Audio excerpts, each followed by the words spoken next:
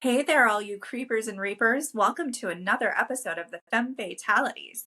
I'm your co-hostess, Anna, and I'm here with...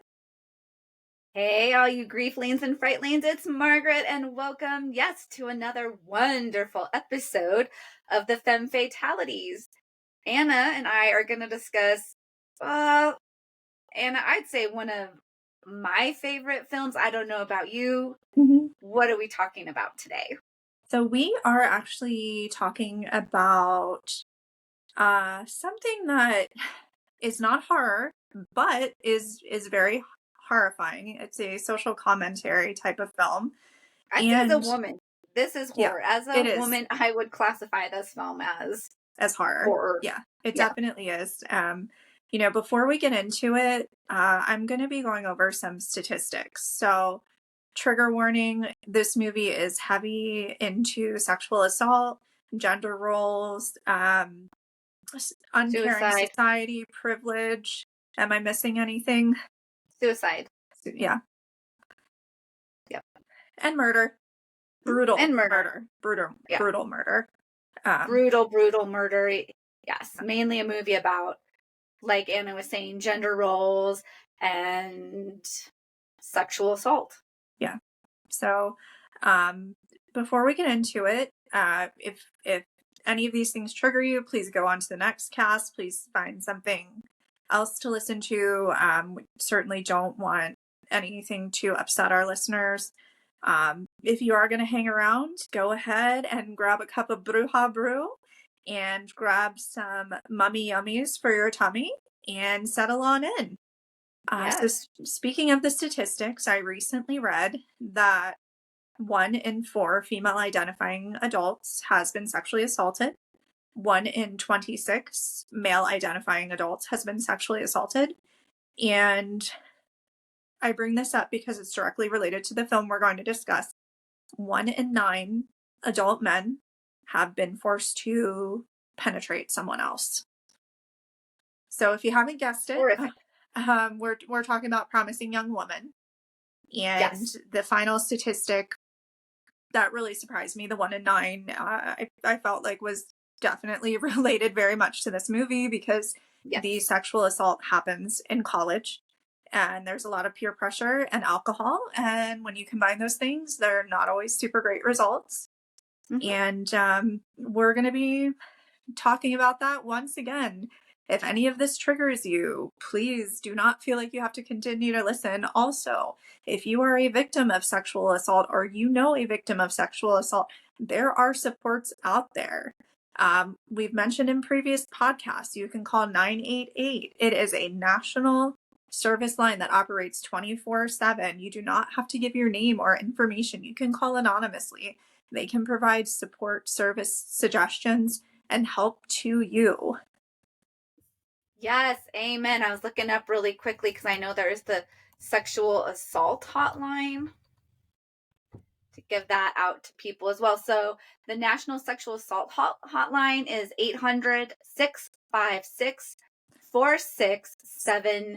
800-656-4673.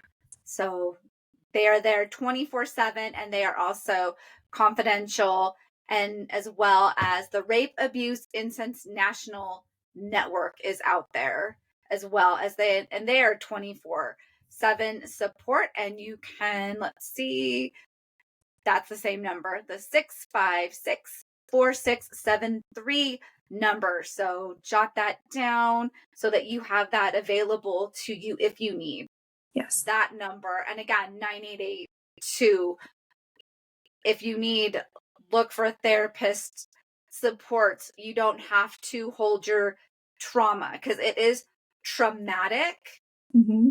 And real quick before we go into the movie, so often as women, we deny what happened. We often believe what society says.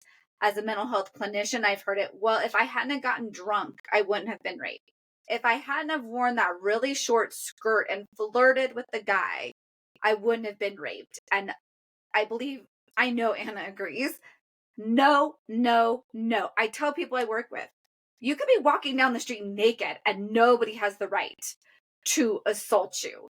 It is a society norm that says it's the woman's fault, which this movie really does tie into.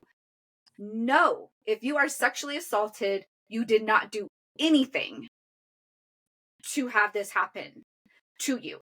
If you were kissing, making out, maybe touching each other, and then he wants to have sex, or your whoever assaulted you and you say no, that's still assault. If you Exactly. shake your head, that is still assault. So often as women, we will also say, I didn't say no.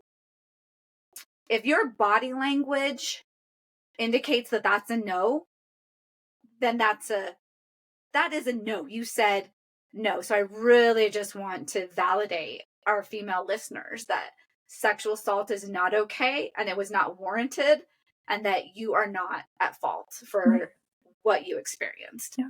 And I also want to mention there are scenarios that fall outside of what is kind of considered normal of the Me Too movement that we're hearing more and more about of females being sexually assaulted. If you are a male facing person and you have been sexually assaulted, if you have been assaulted and the person who was the perpetrator is younger than you, things that don't fall into the normal dichotomy of what we hear about, that does not make you any less of a person. It does not make you any less of a man. It does not make you any less of a woman. It does not make you any less of a feminine or masculine facing person. This happened to you. You did not ask for it.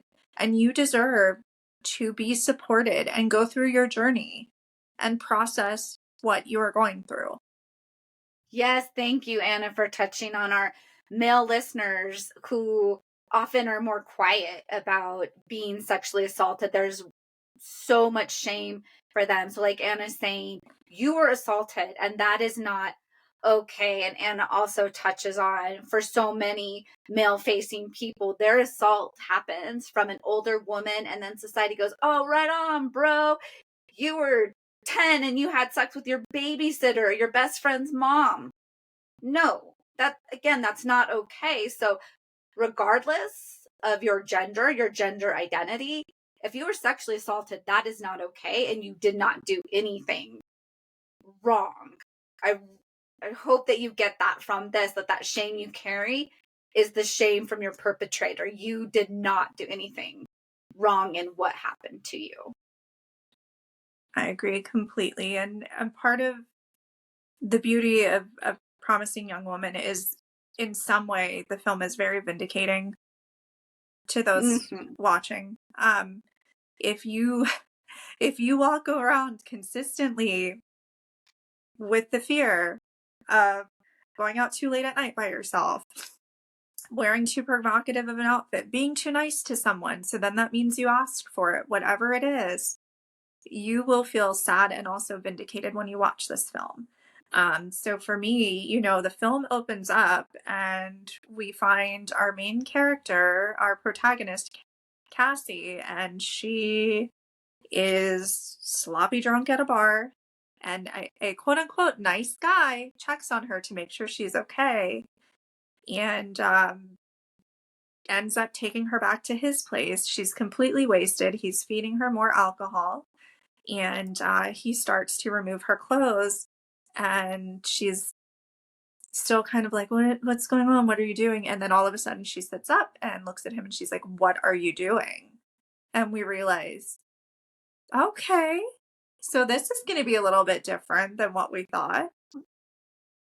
And even like the look on his face, like that shock of being caught in the act of he was going to assault her because she was drunk, it was okay. And even sadly in society, there was an intervention point when they're in the ride share and he's like, let's go to my place. Hmm. And you see the driver like look back to see if she gives consent. Yeah. But even for the driver, because she didn't say no, Hmm. it's considered consent. Right. And I feel as a society, we really need to like rework that.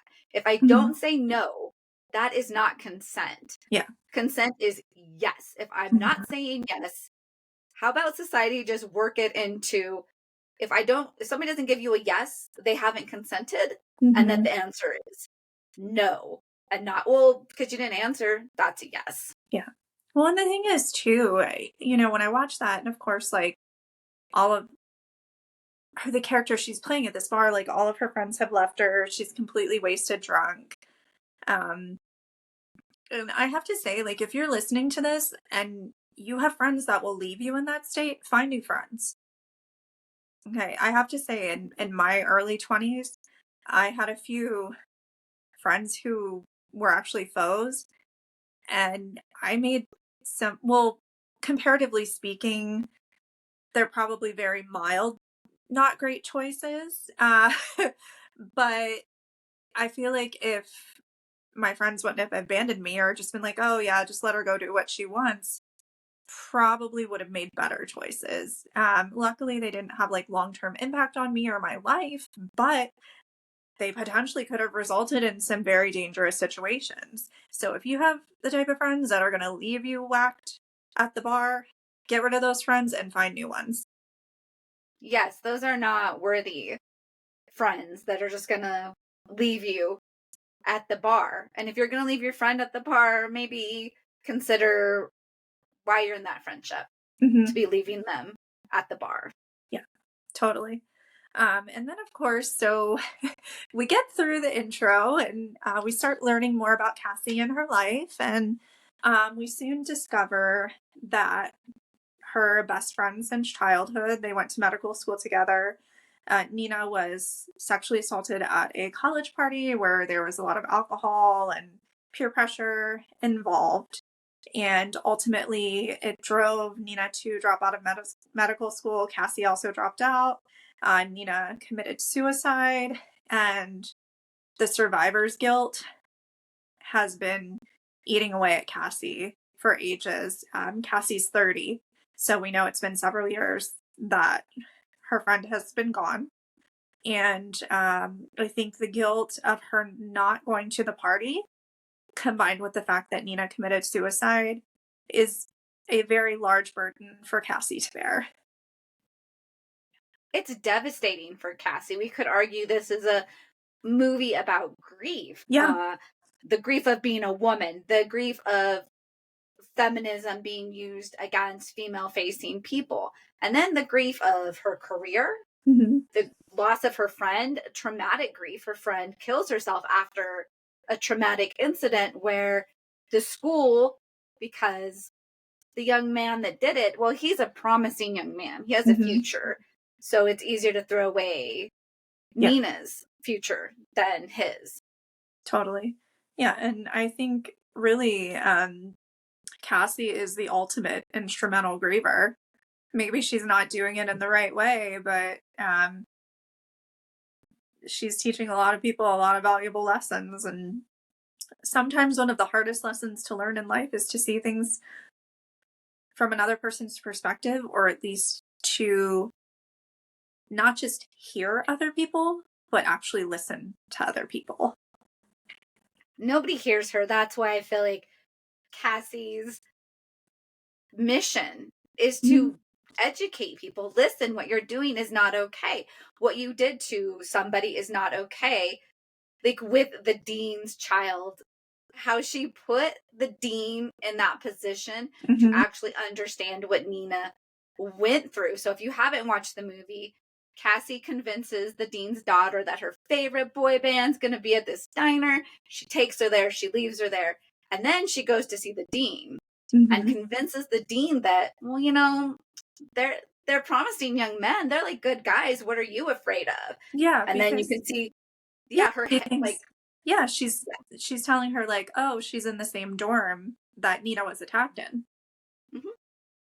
And you can see the dean and then Cassie being like, well, you really don't have anything to worry about. And I don't know about you, Anna. The dean character really, as a woman, hurt me. And I also think reflects on Mhm. there are women that don't want to believe that the men they believe in, the man they believe in, could Mhm. do something to hurt somebody. So then Yeah. they turn a blind eye until they are put in that position. And sadly, there are women that even maybe it's my field that there are mothers, sisters, friends out there that still cannot believe that a beloved male person hurt a female Mhm. person because it goes against their their belief in this person, which is Yeah. heartbreaking because it further allows this Hmm. behavior in our society. Yeah. Well, and I think, on the other side of that too, even more shocking, like the first thing I think about is Susan Smith. How many family members couldn't believe that she did that to her own children? Yeah. And I think it's very difficult. The people that we think we know and love, finding out that they've done something completely horrific is a very tough pill for anyone to swallow. And um, a lot of the time, really, when we look at assault and abuse, we look at the survivors, the victims, but there are so many victims. It's not just the one person that experienced the incident, it's also the family and friends of that person, and then the family and friends of the perpetrator, and how all of that works together as well. So it's not it's never a victimless crime, and it's not a one victim crime either. And also our society as a whole, if we continue to re-victimize people with assumptions and realities in the society that may not be the true reality in the situation, it can get very difficult. And that you touch on that, and that the movie with the girl that has the videotape, the former Hmm. student, that she's one of those people that's perpetuating this. It was funny, ha ha ha. And then the attorney who carries all this guilt, like he was Yeah. there to make Nina Hmm. look bad. And then his grief, I Yeah. appreciate his character because then Me he's too. grieving like I Yeah. participated in her being Hmm. the one to blame, that she was not the victim, that my poor drunk client was actually the victim. Yeah. Right. And I think that, like you, I really was happy to see his character, um, because he really is seeking retribution. Yes. Yeah. He And has that awareness. I mhm. appreciate him where he's like, when she shows up and how taken back she is, he's like, yeah, do it because I can't sleep. Like the Yeah. guilt that I have from sh- victim shaming Hmm. to get perpetrators off. I can't live with it anymore. I can't, Right. I am a bad person. I did Hmm. bad things. And that also reflects that as people, we can do bad things, we can support bad people, Hmm. and that can change. We can Yeah. have these moments where we go, wait, Hmm. that what I did wasn't good. And then how do we get retribution? How do we atone? How do we Hmm. say that? Yeah, I Yeah. fucked up because so many of the people in this movie, the girl that has the videotape, Yeah. Cassie, her boyfriend. Uh, Oh my gosh, you are rooting for him. You're like, come on, just admit mhm. that you were at this party. Yeah. You were you were wrong. Like he Mhm. could have completely switched that, maybe changed the Yeah. whole story instead of that excuse. I was Yeah. drunk. And What if he then said I was drunk and I was wrong? yeah, and then the whole thing is like she's like, if you don't say it, I'm gonna walk out the door. And she said, I can release this information. And he's like, yeah, so then we can both be failures. So once again, the immediate defensiveness, I have to protect myself mentality for something that He did. you were there for. Yeah. Um, so it's yeah, of course I was like, well, this sucks when that part happened. But I think that he did give her the location of the bachelor party at least. That doesn't make him a better character. It's at all, but thankfully at least she got that.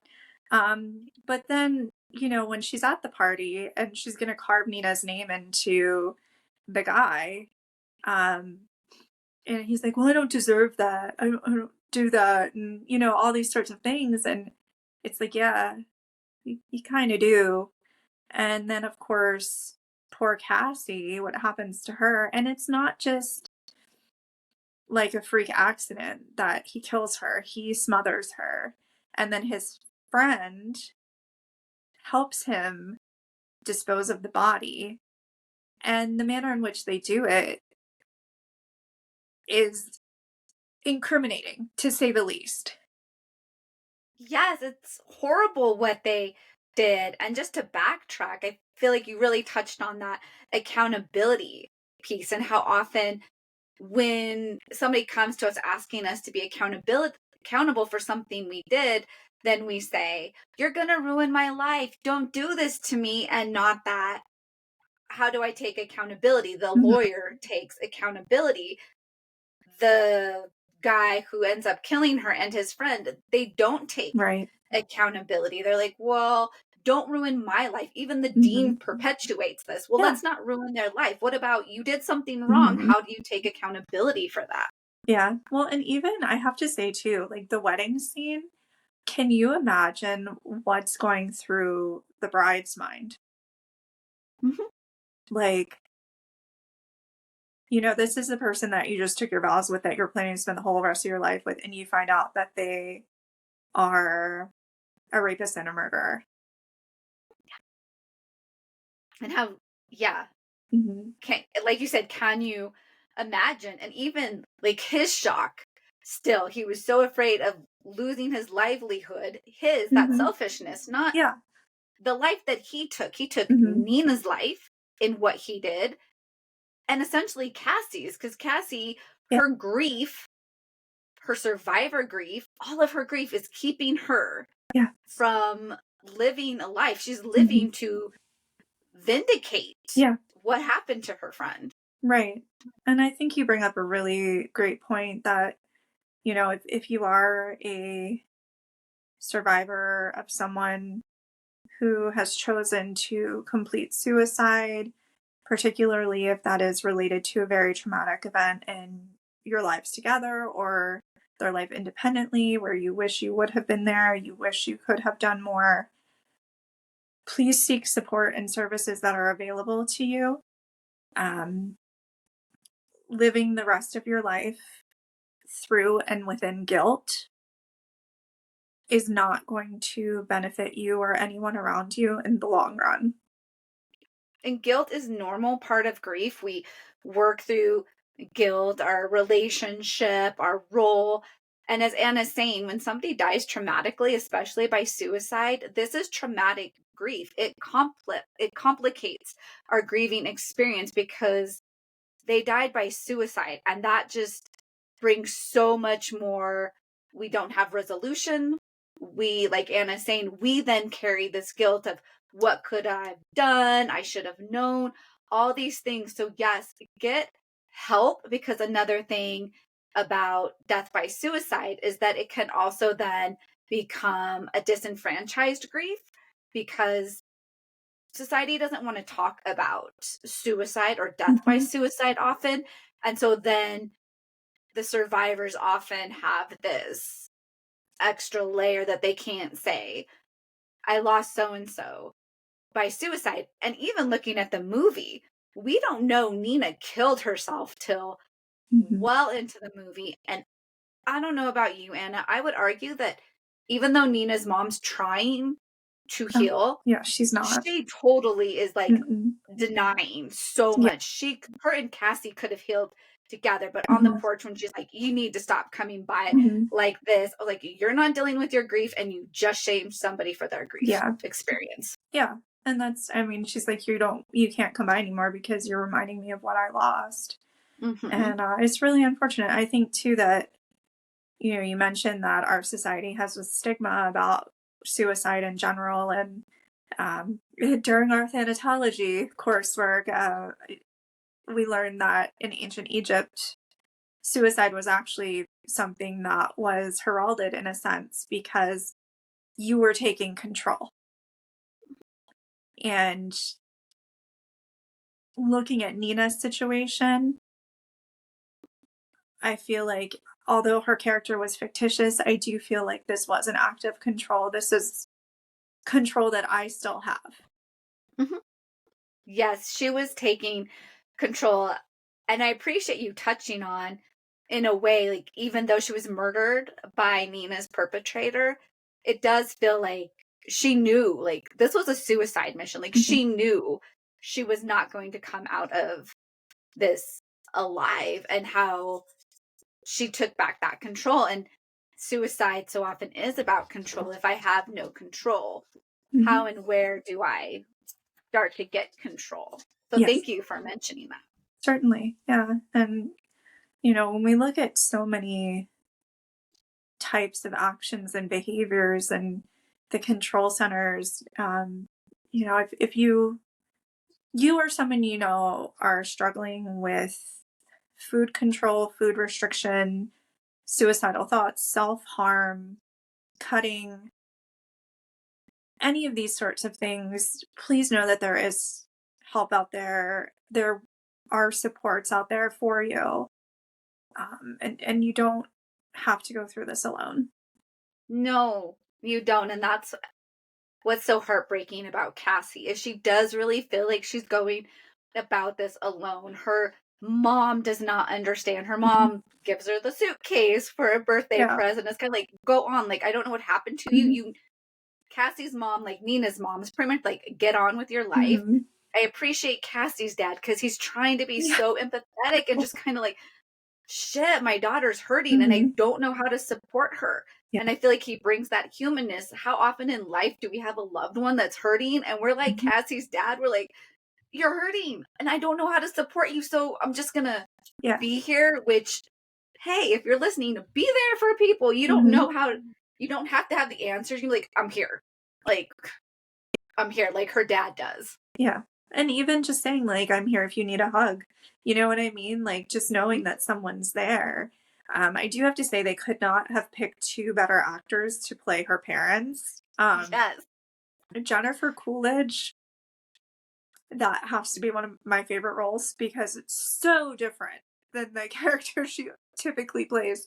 But I think a lot of it too is when you look at Cassie and Nina's moms, right? So they're about the same age as my mom. And I think a lot of that generation is you don't talk about it, you just get through it and you keep going, right? So we're coming off of this whole generation, which would have been my grandparents, that lived through the depression, that went through really tough times, that had like this grit in them that I would argue a lot of people don't have anymore.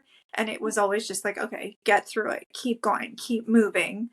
So you grow up with that mentality, and then it shifts and changes and ebbs and flows. And um I think that that could be part of it as well. Is just like you need to keep going, you need to just, I don't want to like get over it, but I hate saying it in that way.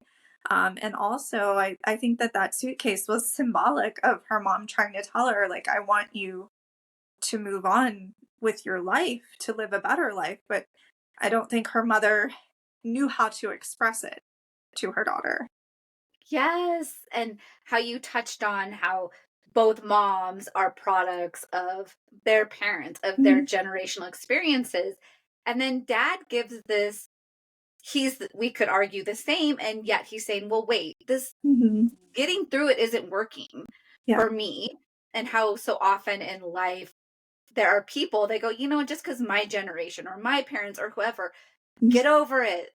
That's Yeah. not working for me. So how am I changing this norm? And I Mhm. actually really appreciate in this movie that it's the dad Yeah. and not the mom, because so often we touch on these gender roles and how the women's supposed to be supportive and understanding. And in Mhm. this movie, it actually is the dad that's like, hey, like, Yeah. no, the other supportive person, her boss, Gail, who I adore, who also is just like, I care Mhm. for you, kind of like dad. Like, I Yeah. want you to like have something with your life. Like, Mhm. are you fulfilled working at my coffee shop? And Cassie's like, yeah. And she's like, well, because I love you, I want more for you, Yeah. and I'm gonna go ahead and accept. So there's these two beautiful Mhm. supporting characters that I really feel, and especially Gail being transgender really gives that beauty, I Mhm. think, to help society, instead of society really trying to, well, no, because of this or that. Be like, no, like, these are just people that are trying to show up for somebody that they love. Exactly. And, a lot of the time too, we find support in unexpected areas. We find it through our colleagues, we find it through our classmates, we find it through a random person sitting on a park bench next to us. And I think, like you said, there's a lot of beauty in that. Yes. And how do we get to be open to those supports? And yeah, I don't know if Cassie, what do you think? Anna, do you feel like Cassie knew like the supports that she had in Gail and her dad, or that she was just so driven on her mission to stop Mhm. men from sexually assaulting women, and really the revenge of everything that was taken from her and Nina's life was Yeah. taken, and that trauma, when we experience a trauma, how our whole world is shattered, and how Mhm. Cassie had to witness that, and then her world was Yeah. shattered. Well, and I think a lot of it is Cassie is making meaning Hmm. and continuing her bond and relationship with Nina through her mission. So it's not just a mission anymore. It's her lifestyle. And that's really where it lies. It I think it became the center of her life. It became her entire life. And I do wonder, we don't really find out, but I assume Cassie probably did not have a counselor or any support after Nina died. Um, so she's trying to process her grief and guilt and loss on her own without having the proper tools to put the work in with. Um, and it, as vindicated as I felt watching this movie, it also made me really sad. Like, you know what? Nina could have had a good life. She could have had support. Cassie could have had a good life if she would have had support she needed and been able to utilize it. And that's kind of the saddest part of all, because this isn't just some piece of fiction that never happens. This is something that happens every day. Thank you. Like, yes, that this movie really touches on when sexual assault happens, how somebody's life is shattered, and Mhm. then how they have to just keep facing the world, and society doesn't give space. Get over it, you'll be okay, whatever it is. And this movie shows this is, people's lives are shattered. Yeah. Nina falls into a depression. She drops out of school. Cassie drops out to support her.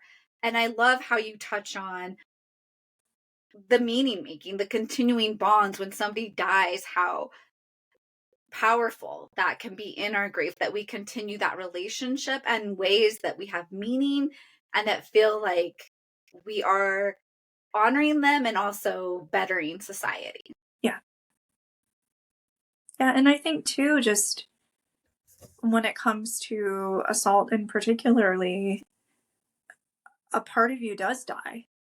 Mhm. So whether or not you remain in the living world, part of you has died, and that's undeniable. So I think even having the visual and the understanding and knowledge of these deaths in the film, it is also very metaphorical for what the individual loses. Yes, so much. Yeah.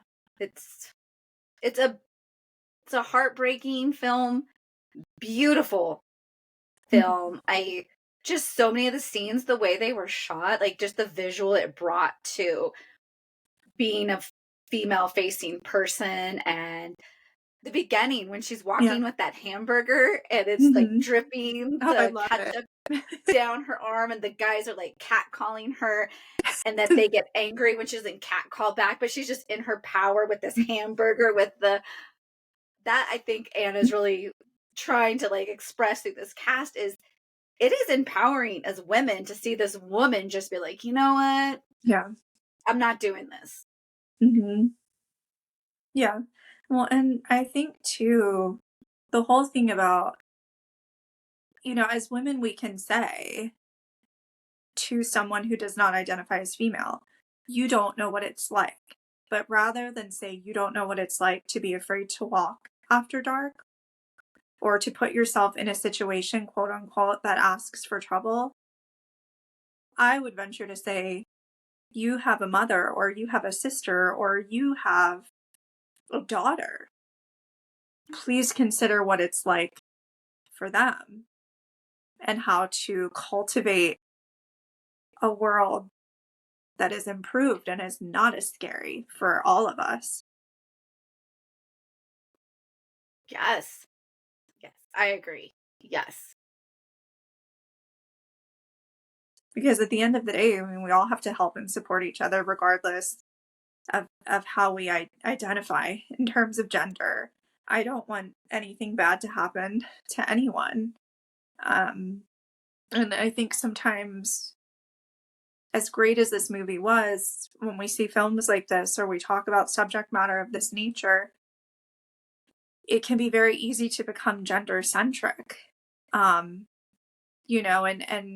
how one word can incite a reaction in people, like a word like machismo or feminism or egalitarianism or all of these things that are so deeply ingrained into us by previous experiences, by our own perceptions and realities and our society.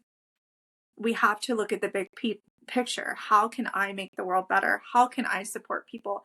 How can I ensure that I don't feel angry or I don't feel scared? How can I make sure you don't feel angry and you don't feel as scared? And I think that that's something to focus on as well. Yes. How do we come together as a society, honoring stepping out of the binaries and just supporting people for people and not this black and white binary thinking that society falls into? How are we supporting each other? Hmm. Because as Anna is also touching on, how many people have had trauma because of binaries or black and white thinking, Hmm. that right, you're heterosexual, you are male, you are female, and then all those people that fall in the middle ground that get hurt. Like, it's devastating when we think about the harm that has come to people because, well, you want to be a woman, I'll treat you like a woman, and then hurts that person. That's not okay, Yeah. because you don't understand that you have the right to Hmm. hurt people. So as Anna was saying, how do we find our humanity with people, even if we don't understand, to be like, Hmm. okay, and I could have a family member like you, I could have a loved one like you. Yeah. I feel like Anna and I both are very capable, and we see the good in everybody. We see Yeah. people for who they are on the inside. We're not like, well, this or that. And sadly, again, we live in this society where a lot of people cannot accept people for who they are. They have to put them in their little boxes. And if you're not in the box, then that's not Hmm. okay. And I don't know about Anna, that breaks my heart that Yeah. there's just these people out there that can't even say, I love Hmm. you because you're a person, and that's our common ground. And I don't have to care about your sexual orientation or your sexual identity or your skin Right. color or all these other things. That I want to see Hmm. you as a human, and instead, because you are these things, Yeah. I can't like you, or you're less than me, or whatever it is. Hmm. Yeah, I agree. And I have to say, I didn't come out the womb with this mentality. It's taken years of learning and experience. And I think for me, it's, even if we don't understand each other, that doesn't mean we're incapable of loving one another and trying to hear one another out. Mhm. Yes, because people are, I don't know, there's some amazingly beautiful Mhm. people in the world. And if you are so caught in your binary black and white thinking, I feel bad for you, because you are really missing out on just some amazing, beautiful people, experiences, knowledge. Anna and I often talk about our thanatology program. And one of my favorite classes was culture and religion. just because, oh my gosh, I got to delve into some beautiful cultural ways that they deal with death and dying that was just beautiful. And if I was stuck in black and white, I wouldn't even be able to enjoy or Hmm. appreciate just Yeah. these amazing. I'll say I was a bit jealous. I don't know about you, Anna, but I'm like, I'm in the States. Like, I'm being robbed of some Hmm. beautiful rituals because Yeah. so many other cultures just, even Oh, people yeah. in the States that shared with about their culture. Like, we had a Hmm. Nigerian student, and then our Hmm. teacher shared about another Nigerian student. I was like, Yeah. wow, like, Oh, yeah. beautiful, It, wonderful. yeah. And it was great. I mean, and just the opportunity to talk about smaller subgroups within societal groups. I mean, we Mhm. both did that. And we were very lucky. Like any of our course colleagues, if you're listening, like everyone was so great. We really supported each other and encouraged one another. And it was great to have these conversations and review one another's work and learn so much. And it's not just kind of this binary idea, it's really seeing things as, you know, red or blue. Well, what about the purple? When you put the red and blue together, you get something beautiful too. And like Margaret was saying, even your own traditions and rituals or religion, there are so many more out there too. And even if you don't kind of understand or conceptualize it, you can still appreciate the beauty in it. Mhm. Yes. So thank you, promising young woman, for hopefully opening up people's eyes to what it means to have a female presenting body and that experience, as well as how do we continue bonds, and Hmm. that there can be some beautiful cultural, religious things we don't, that aren't always honored in our binary black and white world. Definitely. And I have to say, anyone who's listening, if you feel like you haven't seen Promising Young Woman and the movie's going to be too heavy for you, but you are interested in a female facing perspective, I highly, highly, highly recommend the Barbie movie. It is for adult women. I am a millennial, so pretty much if you grew up in the 1990s or before, you will appreciate this film. Um, I really enjoyed it. It was funny because after I saw it, someone asked me if it made me feel empowered, and I was like, no, it made me feel very sad. But it's a great female energy perspective type of film.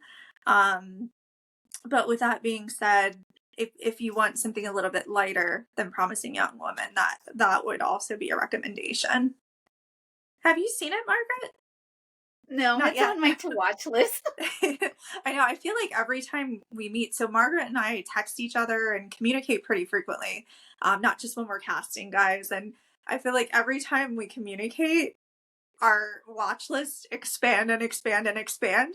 So, we're trying to crank these out and get them to you as timely as possible. But we've got so much we want to watch, and feel free to suggest options to us as well.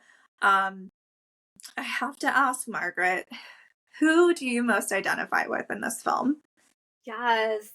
I'm gonna have to go with Gail. She's trying to be supportive. She's a shop owner. I just feel like she added a presence to the movie that I Mhm. really appreciate. She's that supporting character that I think we all need in our life, that we're like, hey, I love you. And what are you doing? Let me encourage you. And maybe kind of encourage you, like when she's like, hey, go for that doctor. Like, Mhm. we do that for our friends. Like, hey, like this guy's cute. Like, what's going on? What about you, Yeah. Anna? So this is going to be surprising, and there's a reason why. You're welcome to laugh. I identify with the thug that Cassie hired to beat up the attorney. Ooh. Yeah. So the reason for that is how many times do we agree to help in a situation and we think that things are going to go one way, but they completely go a different way. And then we're kind of befuddled and like, well, hey, you told me if I helped you with this that, you would assist me in this or this would happen, right? Is that still going to happen? Because there's Hmm. always the question of situational change. and how that impacts relationships and dichotomies. So I know it's a little bit of a stretch, but No, I love that. it That's really, awesome. it kind of hit me. I was just like, oh, but of course, when he's like, well, do I still get paid? It really, it was the comic relief that we needed in the film. Yes.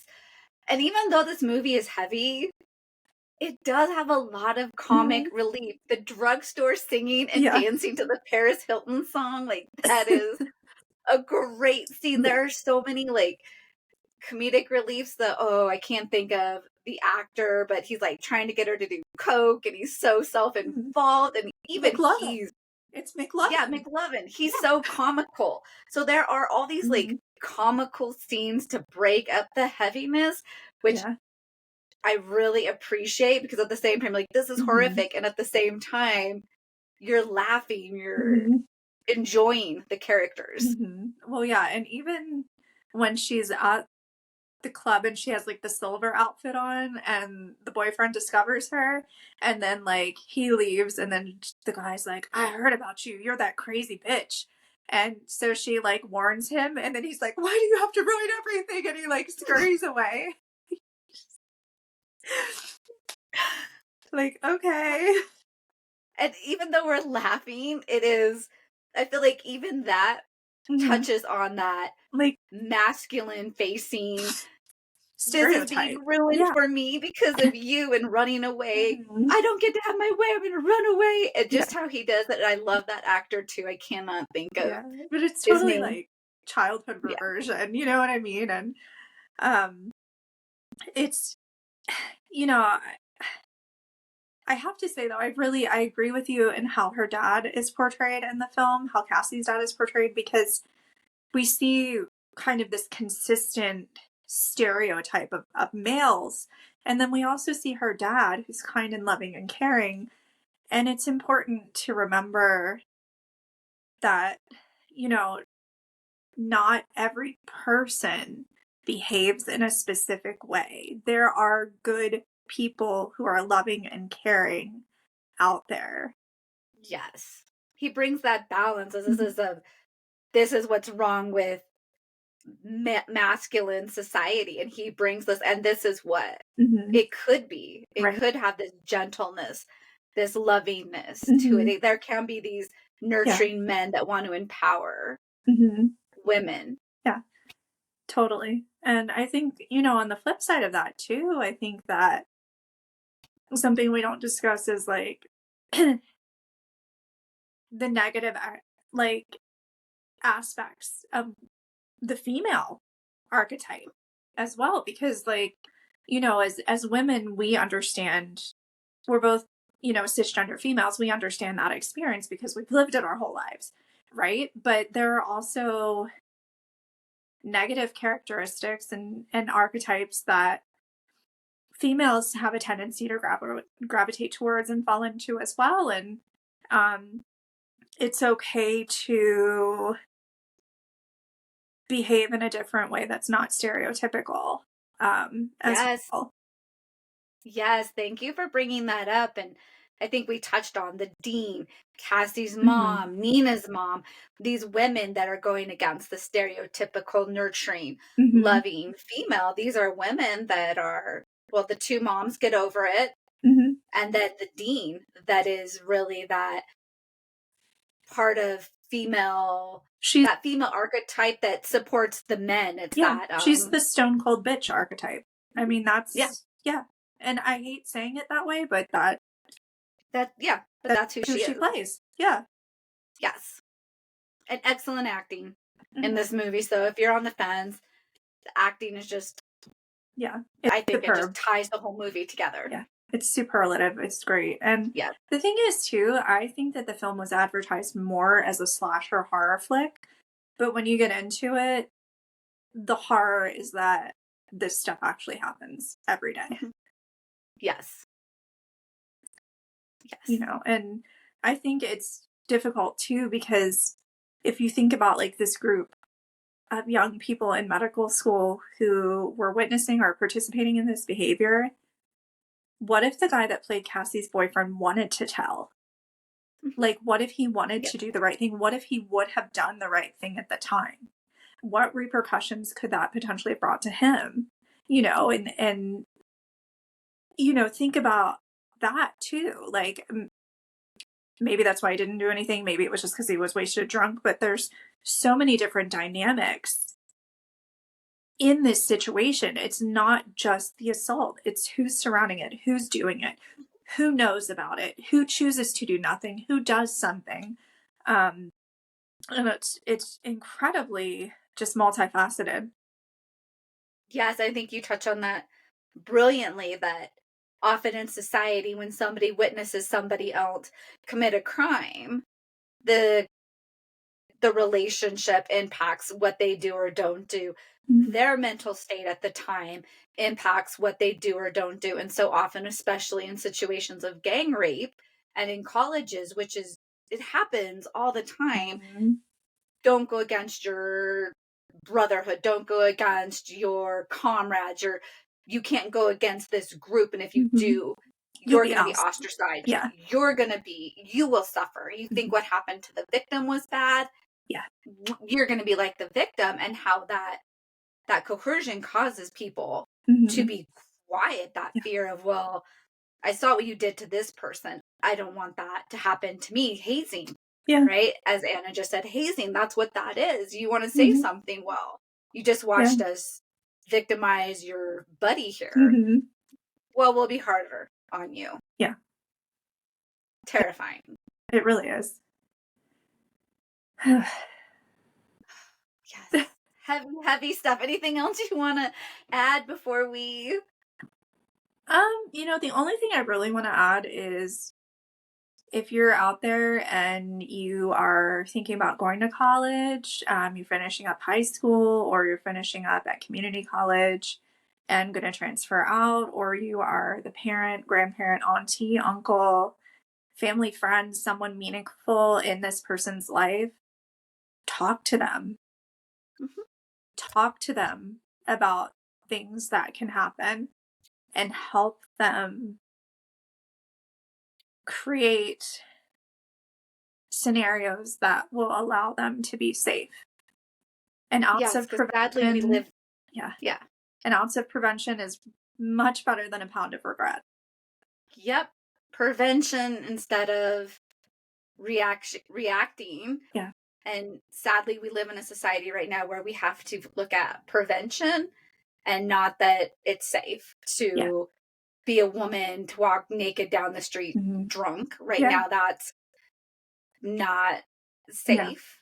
or And so, even, how do yeah, you keep yourself yeah, safe, your physical body safe, if mhm, you are in a physical body yeah, that, correct me if I'm wrong here, Anna, that is not the dominant, acceptable society, which I'm going to say is a cisgender white body male. right, That is the safest body right now mhm, in this, yeah, in the US. yeah, and even too, I mean, we're not just talking about sexual assault, we're talking about, you know, these young kids, no matter if they face feminine or masculine. I want to join a sorority. I want to join a fraternity. I want to be, you know, in scientific study club, whatever it is. How do they keep themselves safe? How do they know if something feels wrong? I deserve and have a right to speak up without Yeah. repercussion and without being punished and without the threat of my life being ruined. Because I can tell you, 17, 18, 19, 20 years old, when you're told someone controls your life and will destroy it because you're trying to do what you think is the right thing and tell the truth, it is scary. Yes, it is terrifying. So I agree with Anna. Maybe this is a call as a society, as our listeners. How do you support people Mhm. so that they have the supports they need to come forward, to talk, to know that they have a held community against a community that is saying that they don't have that? How do we start to show up and say, you know what, I'm going to hold your hand. I'll go with you to the police station. I'll go Mhm. with you to the courthouse. If you have to do this, a lot of counties have victims advocates in Yeah. the courthouse so that if you have to go to court against somebody's You go to the victim advocate. They are there to Mhm. hold your hand, to Yeah. protect you. They will talk to the judge. They will talk to the bailiff. They will do things so that either you don't have to Mhm. face your attacker and be intimidated, Yeah. or that if you do, that you have these buffers, that the Mhm. courtroom is there to support you. And I don't think a lot of people know that there is that Yeah. option for them, that there is a person that it is their job to go in and say, look, judge, this person cannot, you need to have them do their thing, not with this person in the room. Or if they have to be in the room, the bailiff can stand there and glare at them and give them dirty looks so that your abuser isn't the one that's trying to silently intimidate you. Exactly. Totally. And, there is something to be said also for someone bearing witness to your story. Um, It's powerful. it is. Don't keep it inside. No. Share your story, because there's power and there's people out there that Mhm. they're going to hear your story and be like, okay, yeah, I'm not alone. Yeah, Or, oh my gosh, I've connected with you. exactly. Yep. And it's, we've, at the end of the day, we've all got to love and support and try and help each other. Um, it's the same as when somebody, has experienced another type of more thanatological loss. Like, there are processes that people are going to go through. There's a lot of grief, there's a lot of change, there's a lot of behaviors that may be exhibited that are different than the person you're used to. But with any change, loss type of experience, it modifies who a person is. And just because the experience was negative or horrific, that does not mean the person you come out as will be negative or horrific. No. Yeah, I completely agree. Well, we know that this was kind of heavy. As mentioned before, if you feel like this might be a little bit too much movie wise, check out the Barbie movie instead. Um, definitely stay tuned. We kind of went a little bit off path from our typical horror stuff, but sometimes what's happening in the world is a little bit more horrific than what we're renting on TV. So definitely know there are supports out there. There are people who care. You don't have to go through this alone. And please tune in next time. We promise the next one will be superiorly spoopy. And until then, make sure you stay creepy. Bye.